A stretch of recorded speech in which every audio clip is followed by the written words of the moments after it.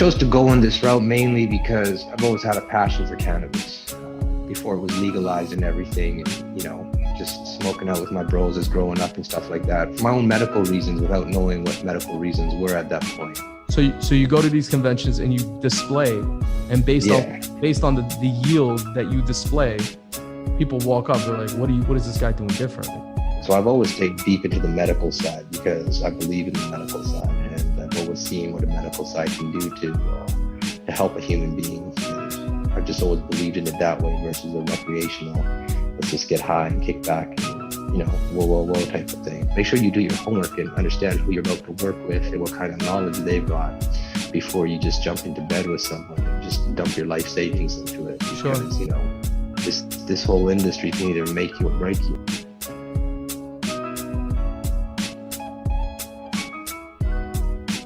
What's up? I'm back for another episode of the Hustle Man Show. I got a very, very, very, very interesting guest with me today. This is a brother that I followed remotely, distantly for a couple of years. He's got an amazing story. He's got an amazing life work, right? You would call it life work? I call it that, yeah. Absolutely. And it's just somebody that I really felt that I needed to have on here. So I got my brother Saeed from Sai Fai. Saeed, you want to take a second to introduce yourself, tell people what you do, who you are, and what you're about? Yeah. Hey guys, how you doing? I'm brother Saeed, also known as brother Sai Fai. I'm involved in the Canadian medical industry over in Canada. I've been a medical producer and a consultant for the last close to 8 years now. Been going through some struggles and stuff like that with the industry and legalization and stuff like that. But it's pretty much a basic put of who I am, Sure. So when you say industry, brother, specifically what industry are you involved in? What is go ahead. The medical cannabis industry. Medical patients. Yeah. Yeah. So when people hear medical cannabis, it's a very, very charged subject. Cannabis in general. Very. Yeah, it's a very charged subject. People have emotions on both sides. That's right. So this brother, just for background, this brother is a Palestinian Muslim brother involved in the medical cannabis industry. So it's a very charged overall scenario, and I feel like that's the uniqueness of who you are. Yeah, it really is. Yeah. So you're in this industry. My question to you is, how do you find yourself in an industry like this, and how did you migrate towards it? Plenty of industries to be in. Why this, and why did you choose to go in this route? I chose to go on this route mainly because I've always had a passion for cannabis. Before it was legalized and everything, and just smoking out with my bros as growing up and stuff like that, for my own medical reasons, without knowing what medical reasons were at that point, because it was very gray area, very not talked about. It was very tabooed on, you know what I mean? Yeah. So back in 1999, Canada came out with a medical licensing for medical patients. So it was about 2012 when I jumped in it. And it was a very close colleague, mentor of mine, who introduced me to the program. So with my certain medical conditions that I had going on in my early 30s and stuff like that, I thought, might as well give it a try. And with giving it a try came a lot of trials and tribulations and errors and stuff like that, just trying to figure out what this plant is all about and what's going on in the industry and how to work with the industry and stuff like that. So I got my first medical license with a good associate of mine, and we copped a warehouse, and we just had no idea what we were doing, literally. And we thought it was easy as everyone thinks it is. You pop a seed into a pot and put some lights on, and magic happens. It's a plant. You just a plant. You just grow the plant. As simple as that, right? There's nothing simple. Everybody. Yeah. You know what I mean? It's just like you add a little bit of water to it, and you got some natural light, and that's it. And, you ignore it and then let it do its thing. Yeah. No. I wish it was that easy, but no. Right. And it took us about 18 months to figure out what we were doing in this industry, and from there I started. I would start uniquely finding strains for myself, because I've always had this hashtag, different strains for different pains. And being human beings, and everyone suffers through different medical conditions and stuff like that. Not everything is for everybody. So when I started off in 2012, it would have been about 2013, close to 2014 when we finally banged off our first good crop. And from there we were understanding. So 2 years, brother, of like, yeah, pretty much. Of like experimentation. Straight experimentation. Like I'm telling you, man, it's just like, there was days where you just want to call it in, you know what I mean? But we fighters from the inside out. And when you're doing this for a compassionate and a passionate reason, you know what I mean? You give it your everything. And, you know, we started finding different strains and, you know, crossbreeding, and started making our own strains and stuff like that. And, you know, I'm not going to say I wish it was easy as said and the rest was over, but, you know, still till this day, it's trials and tribulations and struggles and upcomings and stuff like that. And, yeah, I hear you. I hear you. So you're 2 years into it before you get a crop that you can actually produce a yield. That makes sense. Yeah. Okay. Well, not just produce a yield, but actually produce something to the medical community. You know what I mean? That wasn't on your average scale, because you know what I mean? Regardless, you grow a plant, it's still going to flower, it's still going to harvest and stuff like that. But it wasn't something that I was happy with. It wasn't something that I knew I could be completely satisfied with as myself as a medical patient. What about the yield early on made it not something that was good enough as a product for you to put out and put your name behind it? It was just trials, man. Trials and errors, you know what I mean? Trying to figure out the lighting, trying to figure out the nutrients, trying to figure out what medium we use, and meaning medium, like what kind of dirt we're using and what we're putting into our dirt and whatnot. So yeah. So when you talk about the compassionate side and the medical side of this, right? I feel your energy when you talk about it. You believe wholeheartedly in this product and it's healing. Dude. Yeah. So let me just take a step back. Just step back with me for a minute. Before you get into this, you get your medical license that allows you to grow and develop this legally in Canada, correct? That's right, correct. How much of your own personal medical issues did you feel like that this rectified by using this product?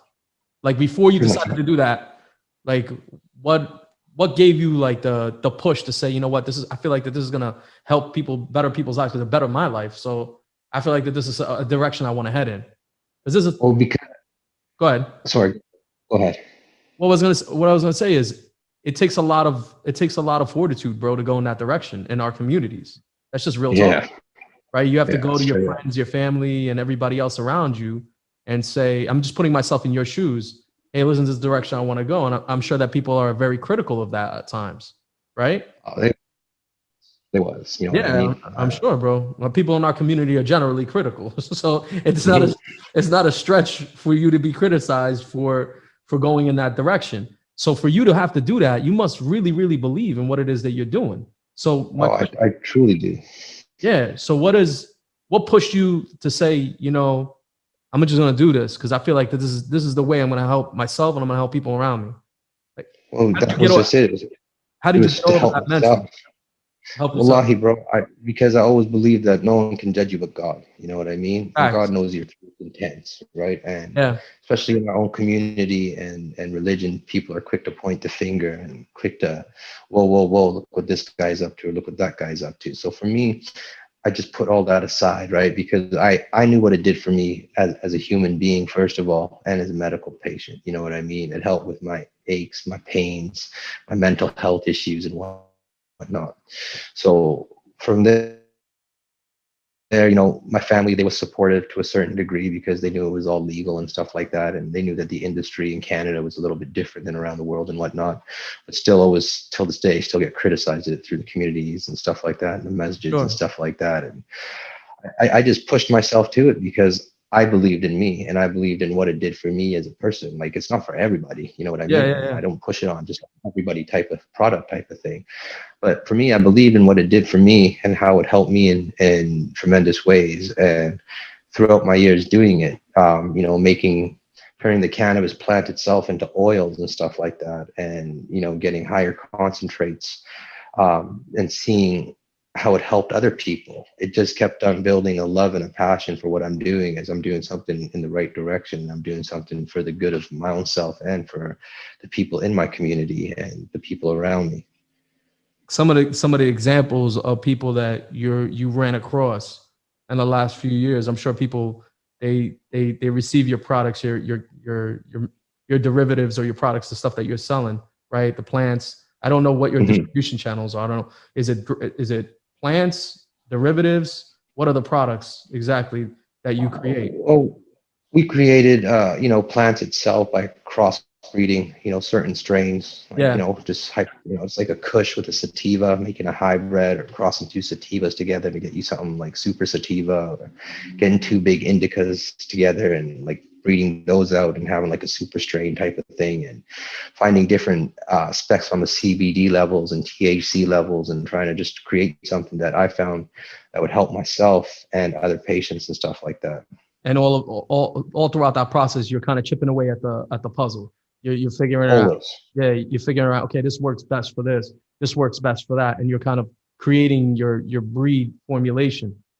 And the feedback that you're getting from the people that are buying the product, that's essential, bro, throughout that process, right?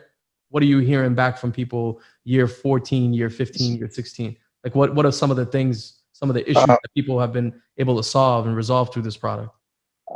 Just not more or less so seeing, but not more so hearing, but seeing, people go through cancer and stuff like that, going through chemotherapy and not losing their hair, not losing their appetite, not losing their humanity, you know what I mean? And giving people and myself and a reason, you know what I mean? Because this plant, this whole outlook on it's always been, haram, or we would console it, or taboo, negative, or however you want to say it. But just seeing, very negative, but just seeing the help it gave out to people. Like one of my very first patients, having her go from using a walker most of her life to walking freely and running again, was something that money can't give you. And seeing it and watching it happen, and just feeling the love from the people.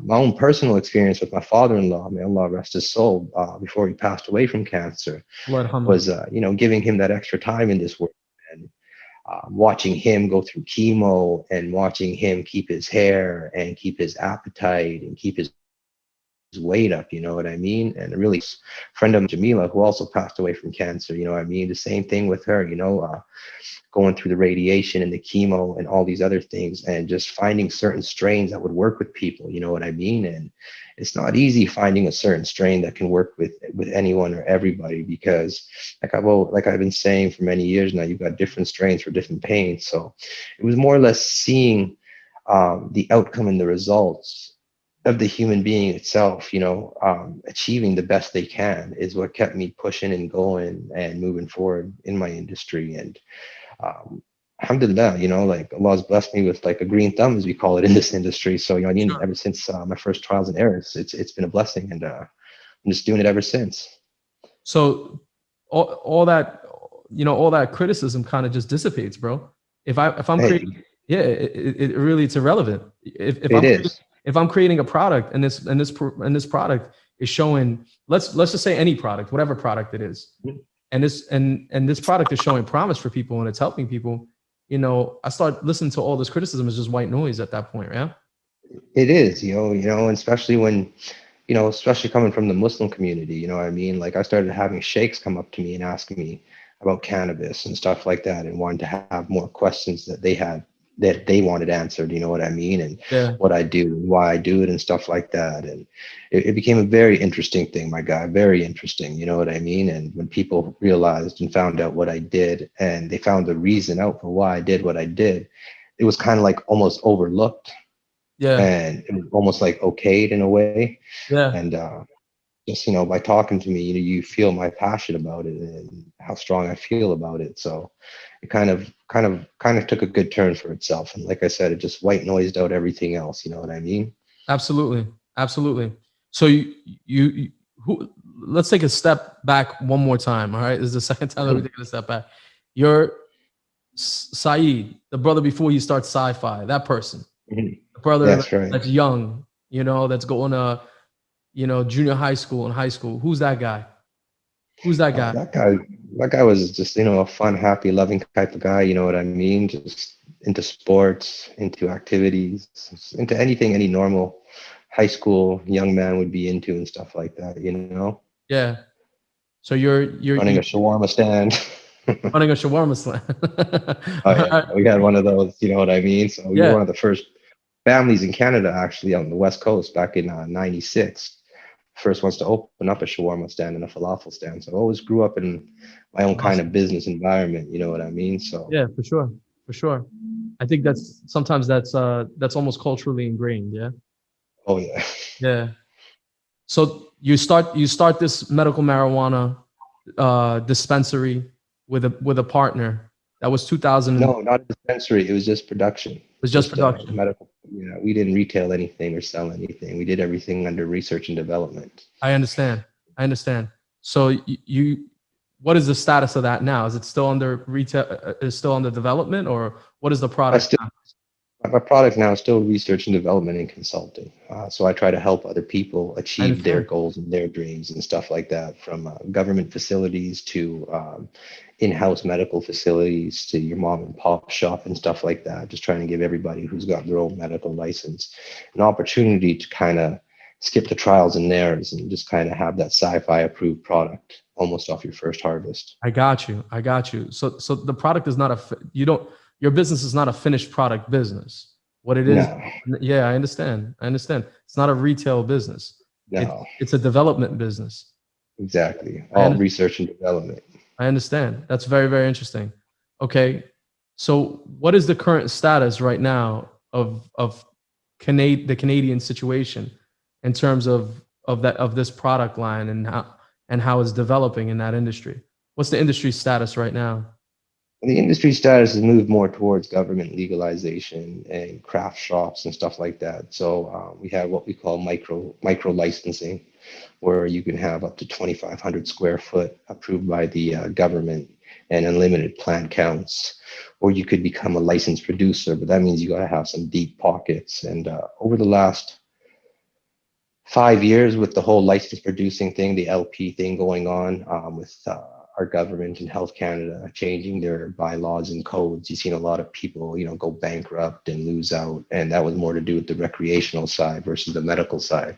Right. So I've always stayed deep into the medical side because I believe in the medical side, and I've always seen what a medical side can do to help a human being. And I've just always believed in it that way versus the recreational, let's just get high and kick back and, whoa, whoa, whoa type of thing. For sure. For sure. The medical properties of the product is crazy. I've seen It that. is, man. Yeah. I think that that's why it got legalized for medical purposes in a lot of states in the United States first. People recognize Yeah, the definitely. purpose of it. So I don't know if you heard the news. A couple of days after I spoke to you and got you on an episode here, New Jersey just legalized What? the process. I don't know if that hit you or not, but No. yeah. So that happened 2 days ago. New Jersey voted to legalize the recreational use of cannabis. I believe that's the way the law was written. Cannabis laws. It's not as clear cut. There's a No. lot of gray area, right? Very. Yeah, so it was a big move for New Jersey, definitely. I don't know all the details of the law because I'm not well versed on it, but I know that we're moving in that direction as a state, right? Nice. So when you hear about that, you know that there are people that are going to be business minded, that are opportunistic, that are going to jump into this industry and try to maximize or monetize that, Mhm. right? What advice would you give them, knowing everything that you know and the amount of knowledge that you've accrued? Man, 2012 to 2020, that's almost 10 years. As a decade of knowledge. Yeah, man. What would you tell people like that? Somebody's listening, somebody's watching right now, and they're like, listen, and Jay just got Do your homework. No, man. homework. Do your homework, right? Like, just don't jump into it because someone's got a space or an idea. Like, know what you're about to get yourself into. You know what I mean? Because, like I said in the beginning, it's just not as easy as popping a plant into a pot and just letting it do its thing. Like Yeah. as a grower myself, I've gone through multiple situations where, for instance, your AC will blow on you and your room gets too hot and your plants get stressed out and you get, a bud rot or a stem rot, or, you get an infection in your room and you get spider mites. So make sure you do your homework and understand who you're about to work with and what kind of knowledge they've got before you just jump into bed with someone and just dump your life savings into it. Because, Sure.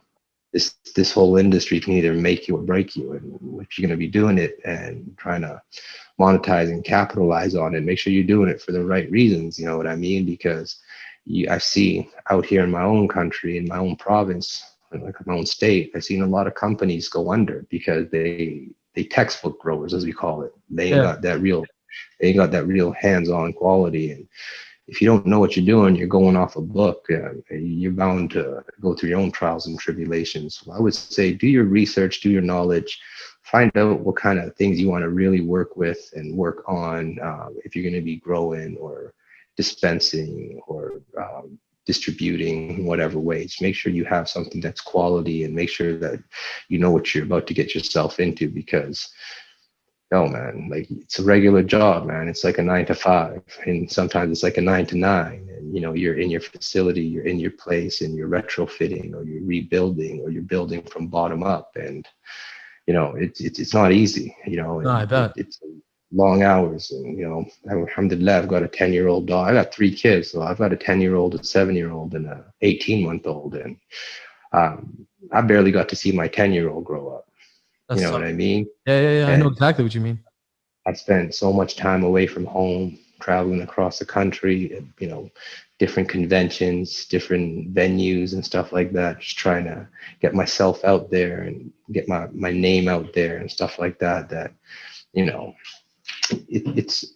can take a lot out of yourself, you know what I mean? And you take a lot out of your family and stuff like that. So just be cautious on what you're about to jump into, especially if you're about to use your life savings or whatnot to try to get into this industry because it's been legalized or whatnot in the state or the country that you're in and stuff. So the thing that I gathered by you speaking was that this industry is it's such a diverse industry that being a consultant, understanding the strains, right? That's a business in itself. Yeah. Distributing is a business in itself. Growing is a business in itself. And just based on the research that I did, which is limited, the derivative side of it is also a business by itself. So you really have to understand where you're going to sit on the spectrum. Where you're going to fit in. Yeah. Definitely. Yeah. You know what I mean?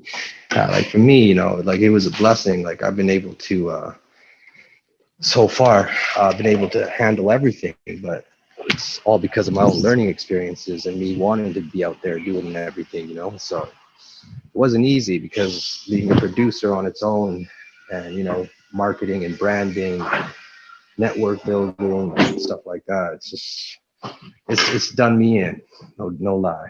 Yeah. So you say you hit some of these conventions and you network with these people, right? Mm-hmm. Give me an example of somebody that would reach out to you, like a potential client that would reach out to you personally and say, Mr. Sai Fai Saeed, I need your services. Give me an example of that. It's pretty much like seeing your finished product. You know what I mean? So I would get a lot of business by people seeing what I could produce at the end of my days and stuff like that, and how I got it to be like this. And the size, the fruit, like specific. Pretty, just the quality, the texture, the as we call in the industry, the terpenes. So the smell of it and the flavonoids, the flavor of it, and the texture of it. Because you get this fluffy looking weed, ain't no one want it. You got to have this rock nug that you can drop on the ground and almost sounds like a quarter hitting the ground type of thing. What I mean? So that density, aroma, like these are the details of what the quality of the product is. Exactly. Density, aroma, flavor, right? What are some of the other ways that a novice would look at a product and say, this is a great product, this is not a great product? by burning it, testing it, you know what I mean? Because looks can be deceiving too, right? Like, don't get me wrong. I've seen a lot of product over my years that look phenomenal, but burn as black as that microphone right there versus as black as white as your string on your shirt, you know what I mean? And that's what any medical consumer wants, is something that's high grade, as we call it, or super loud, or whatever terms you want to use. And the Sure. texture, how it feels. You don't want something that squishes right down and stays down. You want to see some bounce back up in it, or you want to be able to barely push down on it, and something totally caked out, as we call it. So it's just iced out with trichomes and whatnot. So you go to these conventions and you display, and based on the yield that you display, people walk up, they're like, what is this guy doing differently? Yeah, so pretty much, you know what I mean? They see your product and they see the different strains you've created and whatnot, or some of the generic strains that you've mastered.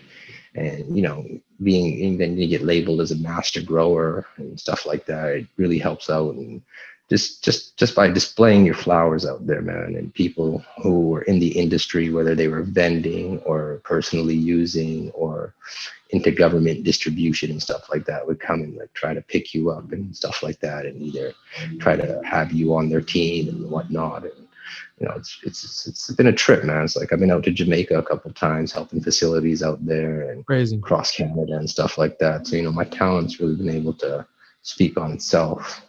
It's crazy. And you would consider yourself a specialist in the strain development side of things. Strain development and growing side of it, stuff like that. So the growing and the strain side of it. I got you. Very, very interesting, man. I'm not I'm not well versed on the subject. I'm not. But I know that the industry is controversial, and there's a lot there. And I feel like that people right now, there's a lot of misinformation. People just don't really know a lot, and they make judgment calls based on what they think they know versus what the reality of it is. Oh, that's very true. Yeah. And also when the product is, when I hear things like this product, I'm in a lot of pain and this product helps me in my life. This is something that a reasonable person has to stop and think about. Definitely. What the benefits are to people. Definitely. Yeah. It's like I always tell people, right? Like, this plant wasn't created by man. This was a God-given plant. You know what I mean? It was put on this earth for a reason. Yeah. And I always explain to people, it's just like the pharmaceutical medicine you have to medicines like this. You can either use it or abuse it. And you know what I mean? And when you're using it for your own medical reasons and stuff like that, you got to understand the personal benefits you get from it. And, like I always tell people, man didn't create this drug or this plant or however you want to label it as. Like, this was a God-given thing. You know what I mean? It goes from our earth, and it's been here, maybe before mankind, who knows, that's another subject and stuff like that. But it's just about, understanding it, and different strains from different continents and different parts of the world. They all grow different. They all work different. And, it's a trip. So your research, your development, your business, your craft, it took you out to Jamaica. There's a big culture of the use of this product for a long time in Jamaica. Was there anything that you took away from that scenario? Oh man, I actually gained a lot from there. You know what I mean? Understanding. Yeah, sure. Can you speak on some of that? Yeah, like for instance, when I went out there, you know what I mean? I just thought as myself, taking my knowledge out there would have been, truly ultimately useful, but not understanding, for instance, the environment I'm walking into. You know what I mean? I'm going in from an indoor facility where I'm mimicking sunlight and winds and all that stuff into a natural place where I've got sunlight 12 and 12, which for a gardener like myself, that's what you use to flip your flower. You know what I mean? So it's like, this is amazing. Like, you're on flower season all year long and stuff like that. And then it came down to, how can I help people with their vegetation, get 18 hours of sunlight out of 12 hours of sunlight, understanding that bringing my, having my strains out there and stuff like that, the climatization that these plants would have to take, these seeds would have to take, that it wasn't going to pop off over the first time and stuff like that. And these plants had to get used to a different culture and stuff like that. And they had to acclimate to the environment. straight up, man, like Yeah. very much so, like, and it's just amazing out there, like some of the cannabis that I seen from some of the local natural growers out there just blew my mind away, because they don't use nutrients like we use across the country and stuff like that. They're really into like natural things, and their medium, so like their dirt is so rich in nutrients and organics and stuff like that. That's God-given right there, you know what I mean? It's like you don't really have to do much to get much. And it was good, man, because when I went out there bringing some of my knowledge and working with the other growers out there and stuff like that, and pound for pound in it, and man, it was great. And to see the outcome of some of the companies out there that are doing it, and it's just blessings. There's a definite difference, just like any other plant, between growing Mm-hmm. something indoors in an environment where you're trying to replicate God's gifts, like dirt, Exactly. climate, sun, hours of sunlight, right? All Versus that. putting it in a warehouse, and there's a difference. And you have to Big difference. work around those parameters when you're in a different climate. I mean, you're in Vancouver, so Vancouver, the weather's nice. I mean, It's relative. chill, man. Yeah.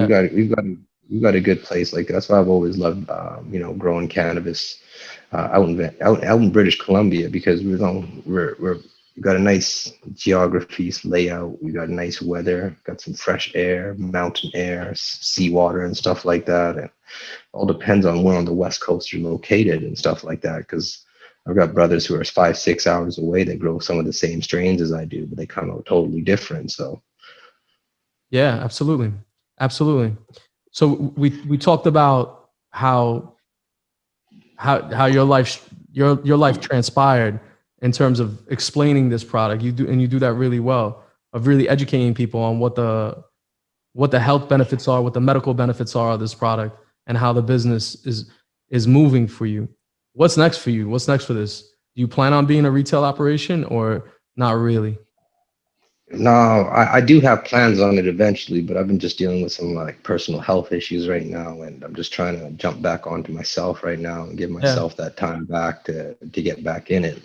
But I'm always open for an opportunity and a way in. You know what I mean? Sure. Like today I was just out looking at some places like that on a consulting gig right now, and everyone just got their own ideas and their own minds made, but eventually down the road, I wouldn't mind getting into more retail sides of things. But I've been focusing more on my health for the last 6 months, and kind of taking a step back from everything and just working close with a few people and stuff like that, and making sure their operations and stuff like that stay afloat.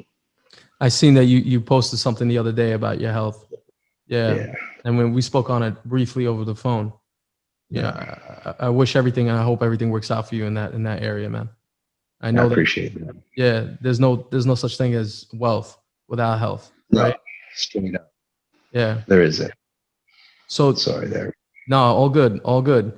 Is there anything that you wanna add to the conversation in terms of the things that we spoke on, the industry as a whole, the derivative side of it?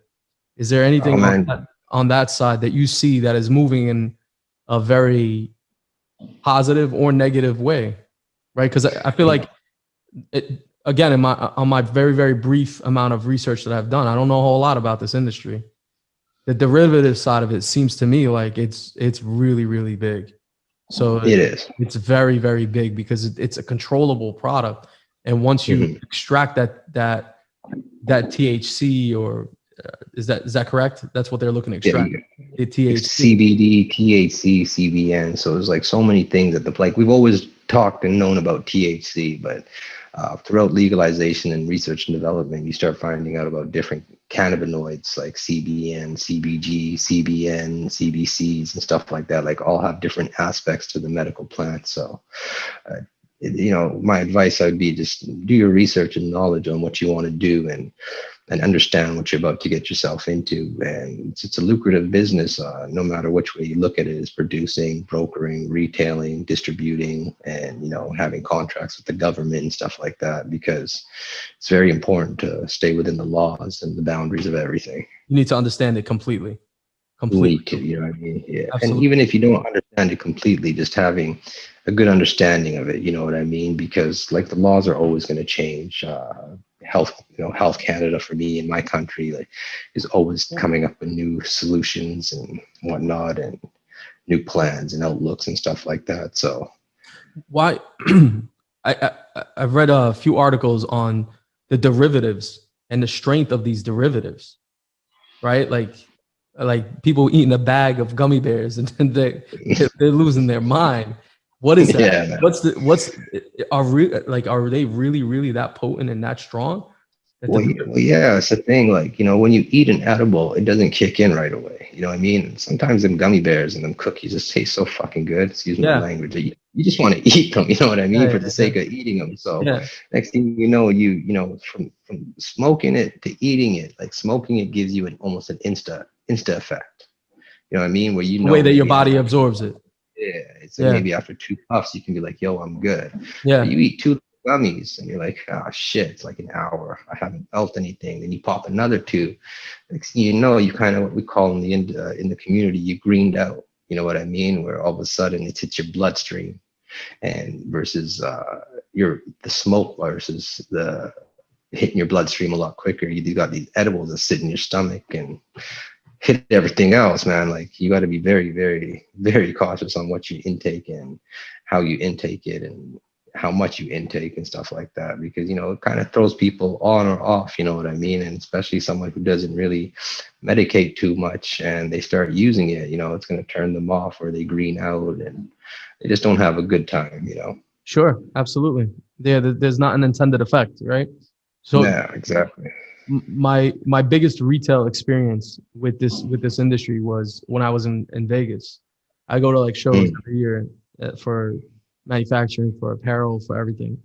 And I go to these shows and I'm seeing like buses ride by with like MedMen, MED, and all these other companies. And there's like, it's crazy the amount of retail distribution that there is out there. It's really, really become like a full-blown industry. And there's full-scale facilities, like security, like everything. Like, it is insane. And the amount of creative, innovative solutions for people to experience the product without taking the product or stealing the product or whatever the case may be. Like, they had things in the counters, bro, where you can smell the product without touching it, where it had like little vents in it, and you just kind of move the thing. I'm looking at this like, wow, this is insane, bro. Like, how much thought and effort goes into it. There's stores by some of these companies that they literally look like Apple stores. The amount of money that they're putting into it. I'm telling you. So who are these? These are private investors. They're private equity firm. Like, who's dumping all this money into these industries? Investors, man. That's what it comes down to mainly, is just investors. You know what I mean? People that want to be in the industry, turn their dollar into 10 type of thing, and understanding that, not everybody has deep pockets to start a facility, like how you spoke about security and stuff like that. And like, these cost millions and millions of dollars and stuff like that, right? So you have different groups, investment groups, people, individuals or whatnot, and firms and stuff like that all jump in on it. And you have some that are into marketing, into retail, just like how you said, the Apple store layout and stuff like that, and how they got everything viewed out and displayed out there and stuff like that. It's a team effort, you know what I mean? Sure. They really understand the retail aspect of what it is that they're doing. So for those of you that are watching that just tuned in, this is a good friend of mine, Saeed. The name of his company is Sai Fai. Saeed, if they want to check you out, they want to look at what it is that you do, they want to follow your story personally. This is a very interesting one. I do. Where can they find you exactly? You guys can find me on Instagram. It's pretty much how I've taken it. What's that handle? It's SAI, Sai_Fi_420. So SAI_FI_420. We'll add that in our description section of the video and the podcast. Very, very interesting, brother. I learned a lot from you. I didn't really understand the business model in itself, but I got a better picture now. It's very diverse. Oh, yeah. It's a team effort, man. It's a team effort. Definitely, Insane. Thank you so much for being on here, man. I really appreciate and respect the fact that you came on here and shared your story. I'm gonna be looking out for you. God willing, everything goes right with the health situation. All right, we're praying for you, and just keep going. Yeah, and it seems like your heart and your mind is settled. Just keep doing your thing. It is. Yeah, I appreciate that. You made me a fan. Thank you for having me. Absolutely. Appreciate you guys having me on and stuff like that. And it's not like I always tell people when it comes to support, man, you can do support via charity or via greed, and like how I've always done my work with all my family and friends and support on charity levels, you know what I mean, by posting something or giving a brother something, a strain name, like one of our mutual brothers. I've given them all my strains, like the TTOGs, the TTMKs, you know what I mean? And those TTs stand for our brother Tone Trump, you know what I mean? Sure. Shout out trying to make sure. Shout out to our brother Tone Trump. Shout out to brother Tone Trump. He's going to be on here, by the way. Alhamdulillah. On one of the episodes. Yeah. Shout out to the brother Tone Trump. He's very, very well networked in the Muslim community. The guy just has very, very long reach. I mean, he pretty much represents a lot of the Muslim community online, man. He really does. Oh, man. He really does, man. Yeah, he does it with such honor and blessings, man. Like, sure. I mean, very proud to have that man as my brother, as my business partner, as my mentor and everything in my life. So for sure. Shout out to the brother Tone Trump for sure. So if you guys are watching, this is another episode of the Hustle Man Show. I got my man Sai Fai, my man Saeed out here. Very, very interesting story. If you guys are interested in listening to the audio experience, there's going to be 2 links below for SoundCloud and Spotify. If you want to watch the video experience, make sure you hit that link for YouTube. If you like what we're doing, make sure you tap that subscribe button, tap that notification bell. And as always, business is always personal. Thanks for tuning in to another episode of the Hustle Man Show. Make sure you click that subscribe button, tap that bell. For the audio experience to Spotify and SoundCloud, links are below. To follow us on Instagram and Twitter, it's @CapSwagUSA. Remember, business is always personal.